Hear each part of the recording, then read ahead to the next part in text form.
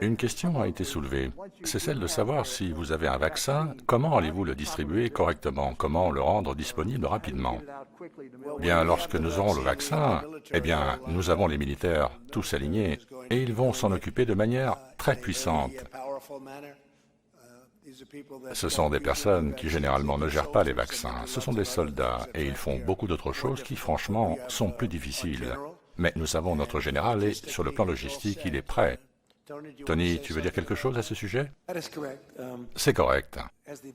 Quand le vaccin sortira, nous le distribuerons et, comme vous l'avez probablement entendu dire, nous allons faire en sorte que ce soit fait de manière équitable et représentative des populations qui en ont le plus besoin. Et nous avons la manière standard déterminée par l'ACIP en collaboration avec le CDC. Et le Dr Collins ainsi que le Dr Redfield ont mis en place un groupe avec l'Académie nationale de médecine qui renforcera cette prise de décision et son processus afin d'être sûr que nous sommes justes et équitables pour une distribution correcte de ce vaccin. Et je pense que Francis peut confirmer que d'énormes progrès ont été réalisés sur ce vaccin au-delà de toutes nos espérances depuis 6 mois. Qu'est-ce que tu en penses? Bien, c'est franchement assez étonnant. Monsieur le Président, j'ai passé 27 ans au NIH, dont 11 comme directeur, et j'ai vu des choses étonnantes se produire. Mais la manière dont l'ensemble de la communauté de la recherche publique et privée, la philanthropie, tout le monde s'est rassemblé pour travailler sur ce projet, sans se préoccuper de savoir qui en aura le crédit, en essayant de se débarrasser de tout ce qui pourrait ralentir les choses. Et je pense que nous sommes tous motivés par le fait qu'il s'agit du problème le plus grave que nous ayons rencontré dans notre vie professionnelle. Et même une seule journée compte. Et c'est pourquoi beaucoup ont l'air fatigués, parce que nous travaillons 24 heures sur 24, 7 jours sur 7, pour être sûr que rien ne puisse éventuellement ralentir le processus. Et oui, pour le vaccin, cette semaine est une grande semaine, car comme vous l'avez entendu, nous avons 2 essais de phase 3 commencés le même jour, lundi dernier, essais basés sur des données très impressionnantes de la première phase, indiquant que les personnes qui les ont obtenues par ces essais de première phase ont pu développer des niveaux élevés d'anticorps neutralisants qui devraient être très prédictifs en termes de protection. Mais vous ne pouvez le savoir qu'une fois les essais réalisés sur ces 30 000 personnes. Au fait, vous avez entendu parler plus tôt de coronavirus.gov, qui est l'endroit où vous pouvez aller pour savoir comment vous pouvez donner du plasma.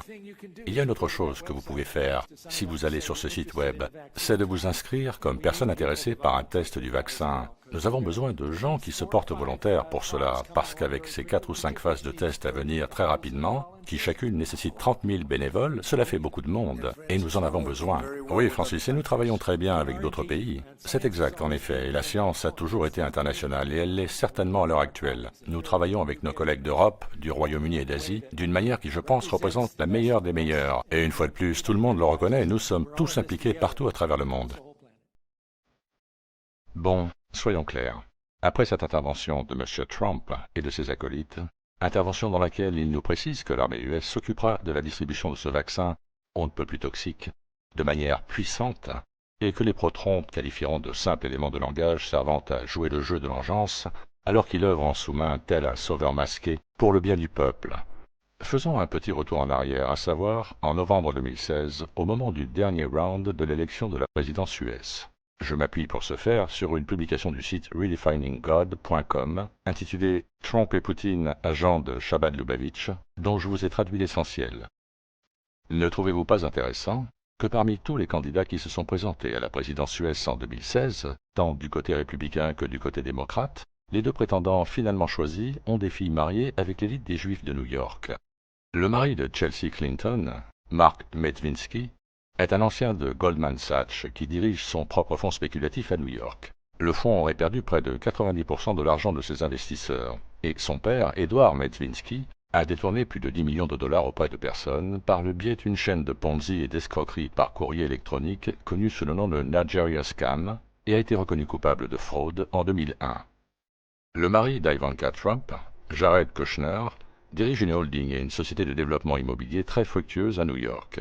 Kushner a été poussé dans son rôle au sein de Kushner Companies lorsque son père Charles a été arrêté pour fraude fiscale, donations illégales de campagne et falsification de témoins en 2004. De ces 2 fusions familiales avec l'élite juive, il y en a une qui est qualitativement supérieure à l'autre, c'est celle des Trump. Chelsea Clinton a épousé un juif non orthodoxe lors d'une cérémonie non traditionnelle co-officialisée par un rabbin juif et un prêtre chrétien, et elle ne s'est pas convertie au judaïsme. Cela étant, certains juifs traditionnalistes se sont opposés à ce mariage. Ivanka Trump, en revanche, a embrassé tous les bons culs de toutes les manières possibles en se convertissant au judaïsme avant son mariage orthodoxe avec un juif orthodoxe qui a des liens intimes avec le culte de Chabad Lubavitch. Voici quelques petits détails à propos de ce mariage. Ivanka Trump et Jared Kushner ont été mariés lors d'une cérémonie juive orthodoxe par l'éminent rabbin new-yorkais Askal Lowenstein. Selon le Jewish Journal, Ivanka a commenté sa décision de se convertir au judaïsme en disant « Cela a été une expérience incroyable et enrichissante pour moi. Une des blagues que j'ai commencé à faire lorsque Jared et moi avons commencé à sortir ensemble est « Je suis new-yorkaise, je suis dans l'immobilier, et je suis aussi proche d'un juif que peut l'être n'importe qui veut démarrer. » Et voici quelques détails sur la relation de Jared avec la secte Chabad Lubavitch. Avons-nous mentionné qu'Ivanka Trump s'est convertie au judaïsme sans doute pour mieux s'allier à Jared Kushner, le tout aussi jeune propriétaire du New York Observer? Nous l'avons fait. Ivanka n'a que 27 ans, mais elle a récemment vendu aux enchères un stage avec sa participation au bénéfice de l'organisation hassidique Chabad que son petit ami soutient. Ce don et la visibilité qui l'accompagne semblent être un bon moyen d'entrer en contact avec la famille de Kushner, car on nous dit qu'ils n'aiment pas l'idée que Jared se marie en dehors de la tribu. Les Kushner sont depuis longtemps de bons amis des groupes de Chabad. Jared était le chef de la maison Chabad à Harvard, et le père Charles a demandé à un rabbin de l'organisation Living Legacy de Chabad d'écrire une lettre en son nom lorsqu'il s'est retrouvé dans tous ces problèmes de chantage liés à ses relations avec des prostituées. Faire un don à l'association Chabad, une œuvre de bienfaisance privilégiée de la famille Kushner, était le genre de geste intelligent qu'elle pourrait mentionner dans son prochain livre de motivation. Il n'est donc pas surprenant qu'Ivanka et Jared aient prié sur la tombe du Lubavitcher Rabbi Menachem Mendel Schneerson quelques jours avant l'élection finale. Si vous ne connaissez pas Chabad, voici une brève description. Chabad, également connu sous les noms de Lubavitch, Chabad et Chabad Lubavitch, est un mouvement juif orthodoxe et hassidique. Le Chabad est aujourd'hui l'un des mouvements hassidiques les plus connus au monde de par son rayonnement. C'est le plus grand groupe hassidique et la plus grande organisation religieuse juive au monde. En 1951, le rabbin Menachem Mendel Schneerson est devenu le 7e rabbin de Chabad Lubavitch, et il l'a transformé d'un petit mouvement chassidique en un mouvement juif, le plus important et le plus répandu dans le monde aujourd'hui. Il a mis en place un réseau de plus de 3600 institutions qui répondent aux besoins religieux, sociaux et humanitaires dans plus de 1000 villes, dans 80 pays et 49 des 50 États américains. Les institutions de Chabad fournissent une aide humanitaire aux juifs non affiliés, ainsi que des activités religieuses, culturelles et éducatives dans les centres communautaires, les synagogues, les écoles, les camps et les soupes populaires gérés par le Chabad. Il n'est pas surprenant non plus que Trump soit en partenariat avec l'élite financière juive, étant donné son parcours professionnel. Bien que les dormeurs naïfs semblent penser qu'il est indépendant du pouvoir de l'argent, puisqu'il a son propre argent, ils ne comprennent pas comment il l'a obtenu. Il n'a pas réalisé les méga-projets immobiliers qu'on lui connaît en utilisant l'argent de son propre compte bancaire. Il a emprunté l'argent des grandes banques et des sociétés financières. Il est tout simplement impossible qu'il puisse être un gros bonnet de l'immobilier, surtout dans une ville contrôlée par les Juifs comme New York, sans être dans les bonnes grâces du money power. Trump est donc de ce fait leur marionnette. Quant à Poutine, il est également une de leurs marionnettes. À gauche, nous voyons Beret Lazar, son contrôleur de Chabad Lubavitch. À droite, Henry Kissinger, aux mains pleines de sang, son mentor et ami personnel.